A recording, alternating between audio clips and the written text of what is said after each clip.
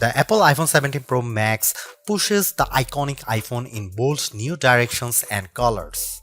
It's recognizable but different in ways that make it eye-catching.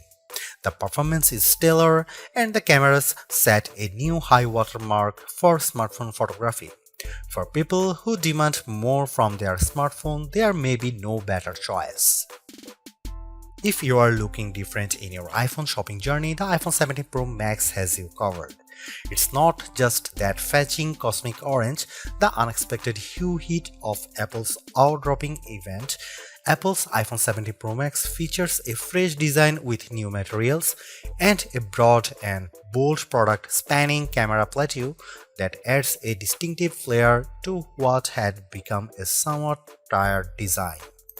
Inside, the changes are no less significant, from the powerful A19 Pro chip to the new vapor chamber supported heat management system, which enable enough performance to support every peak and valley of your experience. If you are fixated on cameras, the iPhone 17 Pro Max will not disappoint. There are now finally three 48-megapixel lenses that support a wide range of shooting styles.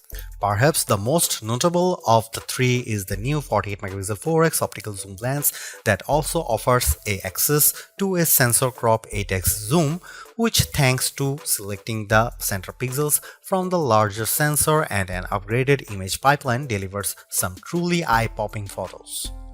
This is also an upgrade that makes a canny swap of titanium for aluminum a seeming downgrade, but one with some significant benefits, like the ability to apply that amazing new anodized orange finish and the ability to better distribute and dissipate heat.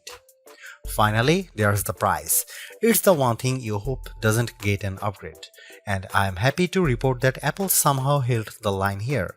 The iPhone 17 Pro Max still starts at $1,199 US.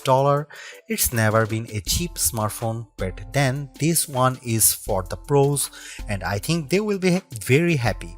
I know I am.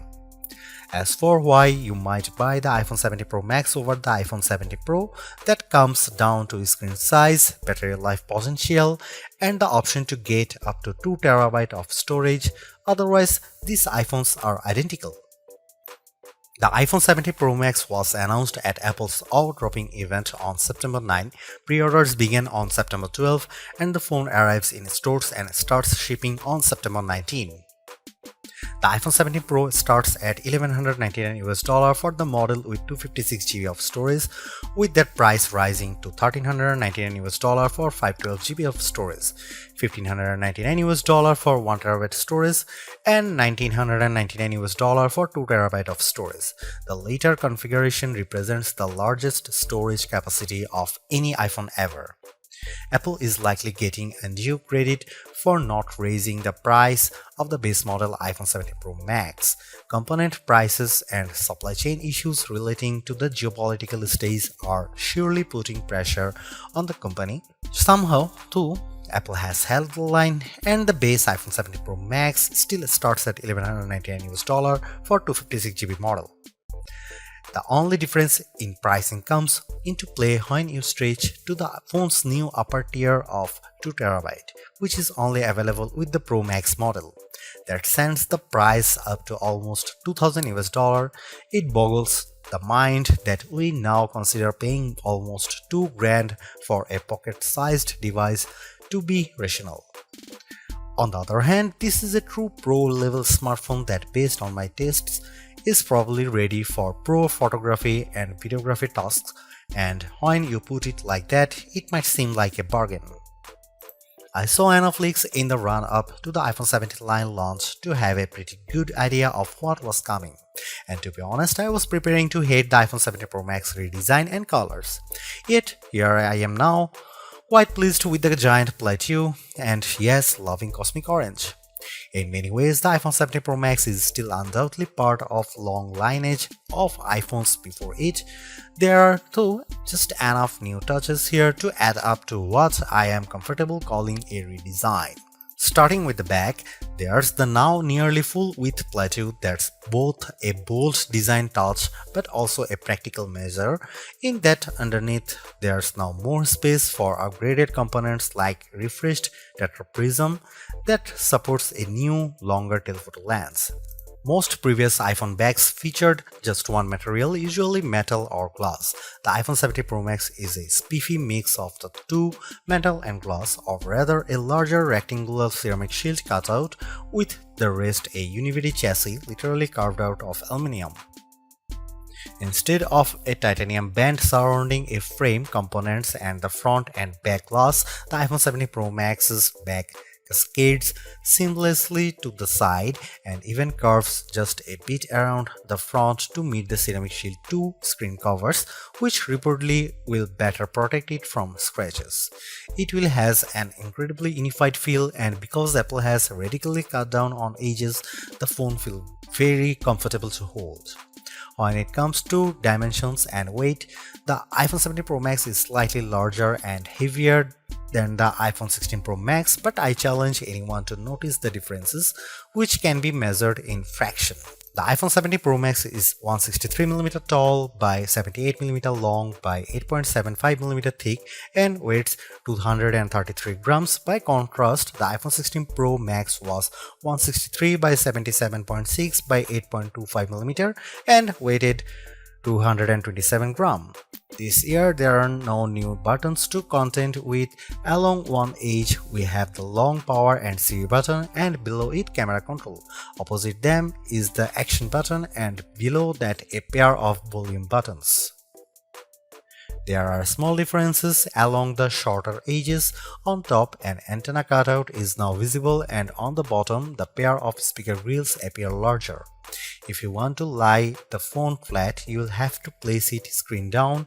Even though the back plateau is nearly the full width of the phone, the tri-camera array still bumps out even further, and between this and the wide metal bump, this phone lies on its back at a slightly more extreme angle than the iPhone 16 Pro Max. The switch from titanium to aluminum provides not only some useful heat management and energy efficiency benefits, it's also opened the door for anodized color options. I don't know where Apple got the idea for cosmic orange, but I actually love it. It's bold without being garish. There's also silver and the very deep and inky deep blue. Apple sort of explained its color choices to me and even the loss of black, but I think this is just Apple mixing things up and possibly giving a nod to all the pro level folks who buy this phone for creative pursuits. Orange is a color that will get you noticed. iOS 26's liquid glass interface might lead you to assume there has been some radical display overhaul, so much glow, shiny and artificial transparency. However, that would be mostly wrong. The platform update does change the look, but it's all still working with the same materials. The iPhone 17 Pro Max's expansive 6.9-inch Super Retina XDR OLED is largely the same as last year's, featuring a resolution of 2868 by 1320 pixels for a density of 460 ppi. The ProMotion technology still automatically ranges from 1Hz to 120Hz, and it's always on, which means that even when you are in bed, you can make out the time and have glanceable notifications. It's not though exactly the same screen. This display now ranges up to 3000 nits, that's 1000 more than the last model. In my side-by-side tests, the iPhone 17 Pro Max is more visible in direct sunlight. This effect is assisted by a new reflective coating, meaning the light bouncing off the screen is also less noticeable. There's a nice and not necessarily insignificant upgrades. With a narrow bezel, the Super Retina display comes precisely close to meeting that orange metal, with a vast expanse of color and entertainment interrupted only by the pill-shaped dynamic island. Made up of the new center stage camera and Face ID sensors, it remains a useful space for live information, but it's also sometimes a black blob cutout in games, videos and photos. I find the information it provides useful, so I do not mind it much, but I was also hoping for a redesign that might have shrunk the thing by 50%. This is a minor quibble, and I'm sure that, like me, you probably won't notice or be bothered by it very much. Apple's redesigned plateau is not just an aesthetic choice, it's a practical one. Underneath that now larger raised platform is a lot of technology, including a new tetraprism to support Apple's longest and highest resolution telephoto lens ever. It's simply one highlight of a stellar iPhone 17 Pro Max camera system. There are a total of 4 cameras, with Apple calling the rear trio fusion cameras.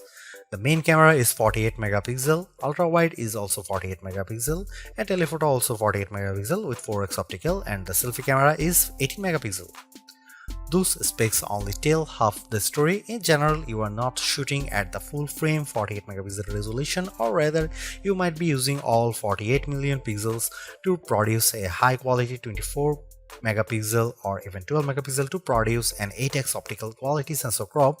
The ultrawide will by default shoot 12 megapixel macro photos. In virtually every instance, this is a case where less is more. Apple uses all that pixel information and its remarkable image pipeline to deliver fantastic photos with true life colors and exquisite detail. Here are some camera samples of the iPhone 17 Pro Max.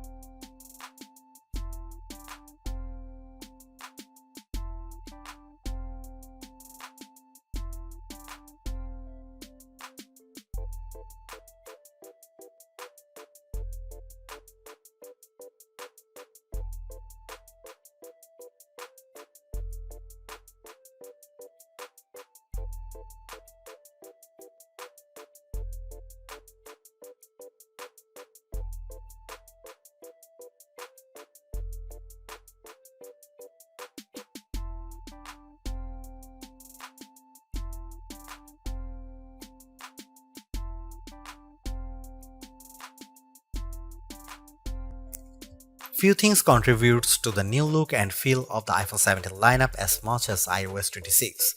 Liquid glass adds a translucent sheen to almost every aspect of the platform, and mostly it's gorgeous. Apple has done an excellent job of programming pixels to look like glass. Sometimes though, the transparency is overdone and I struggle to make out some interface elements.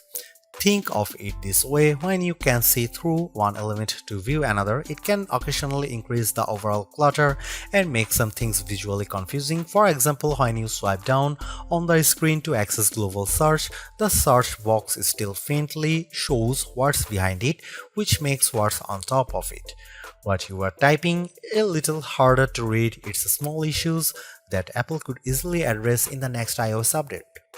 In some cases too, like the new first-party app icons, control center, and dock, iOS 26 is a welcome update that gives everything a little polish without throwing out the most recognizable elements.